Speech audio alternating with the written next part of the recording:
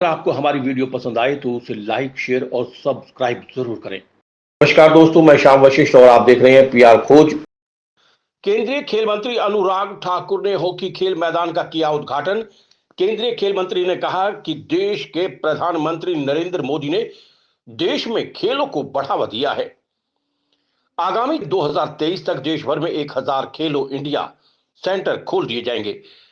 हरियाणा के खिलाड़ियों ने बहुत ही शानदार प्रदर्शन किया। केंद्रीय मंत्री अनुराग सिंह ठाकुर शाम के समय सोनीपत के साइंस सेंटर में पहुंचे। इस दौरान उन्होंने वहां पर आधुनिक सुविधाओं से लैस हॉकी खेल मैदान का उद्घाटन किया और उच्च प्रदर्शन केंद्र का शिलान्यास किया, जिस पर 40 करोड़ रुपए खर्च होंगे। केंद्रीय मंत्री ने कहा कि प्रधानमंत्री नरेंद्र मोदी के नेतृत्व में देश खेलों में आगे बढ़ रहा है। केंद्रीय सूचना एवं प्रसारण तथा खेल और युवा मामलों के मंत्री अनुराग सिंह ठाकुर सोनीपत पहुंचे। इस दौरान उन्होंने भारतीय खेल प्राधिकरण यानी साई के बहालगढ़ स्थित उत्तर क्षेत्रीय केंद्र में सुसज्जित हॉकी खेल मैदान का उद्घाटन करने के बाद उच्च प्रदर्शन केंद्र का शिलान्यास किया, जिस पर 40 करोड़ रुपए खर्च होंगे। केंद्रीय मंत्री ने इस दौरान कहा कि देश के प्रधानमंत्री नरेंद्र मोदी ने देश में खेलों को बढ़ावा दिया है। देश में पहले के मुकाबले खेलों का बजट 2.5 गुना से भी अधिक कर दिया है। देश में खिलाड़ियों के लिए कोच भी अब बड़े स्तर पर भर्ती कर लिए गए हैं। देश के खिलाड़ियों को 6 लाख रुपए जेब खर्च देने के अतिरिक्त देश विदेश और रहने खाने की तमाम तरह की सुविधाएं भी सरकार द्वारा उपलब्ध करवाई जाती हैं। उन्होंने बताया कि इसके अतिरिक्त 2843 खिलाड़ी खेलो इंडिया के तहत चुने गए हैं, जिनका 6,28,000 रुपए प्रति खिलाड़ी भारत सरकार वहन करती है। आगामी जनवरी 2023 तक देश भर में 1000 खेलो इंडिया सेंटर खोल दिए जाएंगे। फिलहाल 700 सेंटरों की अप्रूवल भी मिल चुकी है। इस मौके पर देश के खेल मंत्री अनुराग सिंह ठाकुर ने हरियाणा के मुख्यमंत्री मनोहर लाल खट्टर और खेल मंत्री संदीप सिंह का भी धन्यवाद करते हुए कहा कि हरियाणा में खास तौर से खेलो इंडिया का आयोजन करवाया, जिसमें हरियाणा के खिलाड़ियों ने बहुत ही शानदार प्रदर्शन किया।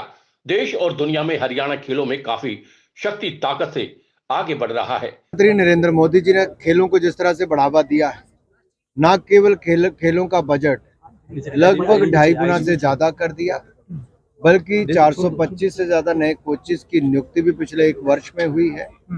खिलाड़ियों को अब तो टॉप स्कीम के अंतर्गत रहने का, भोजन का, ट्रेनिंग का, देश विदेश में सारा खर्चा भारत सरकार और भी तो है यार। और 6 लाख रुपया जेब खर्च भी उनको देने का काम करती है।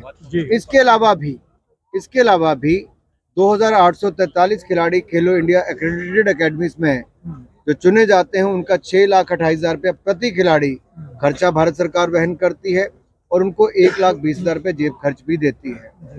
हमने देश भर में 23 से ज्यादा नेशनल सेंटर ऑफ एक्सीलेंस, 29 से ज्यादा साइट ट्रेनिंग सेंटर्स, ऐसी सुविधाएं की हैं और 1000 खेलो इंडिया सेंटर हम देश में 15 अगस्त 2023 तक खोल देंगे। 750 की अनुमति मिल चुकी है। आज सोनीपत में 40 करोड़ 45 लाख रुपए की लागत से हाई परफॉर्मेंस सेंटर बनने जा रहा है, उसका शिलान्यास रखा गया है। लगभग 4 करोड़ रुपए की लागत से हॉकी की नई एस्ट्रोटर्फ यहाँ पर बिछाई गई है, जो लगभग 40 करोड़ 45 लाख रुपया खर्च आएगा। उसके शिलान्यास के अवसर पर आप सबको बहुत बहुत बधाई और बहुत बहुत शुभकामनाएं देता हूँ। इसके अलावा हॉकी टर्फ जो आप अपने सामने देखते हैं, ये नई लगाई गई है लगभग 4 करोड़ रुपए की लागत से। उसके उद्घाटन के अवसर पर भी आपको बहुत बहुत बधाई और शुभकामनाएं। भाई निशित प्रमाणिक जी अभी कह रहे थे कि इस सेंटर के ऊपर निगाहें रहती हैं कि कौन क्या करता है।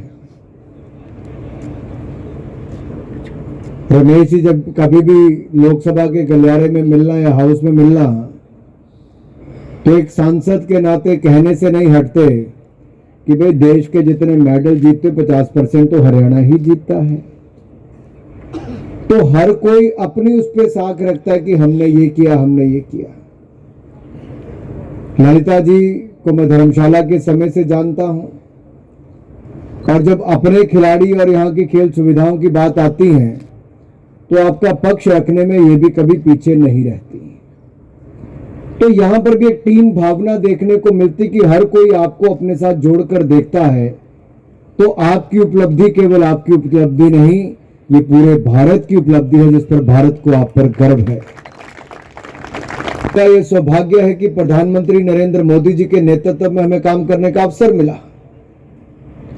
हमने पूर्व में भी देखा सुविधाएं बनती थी, लेकिन क्या स्केल होता था।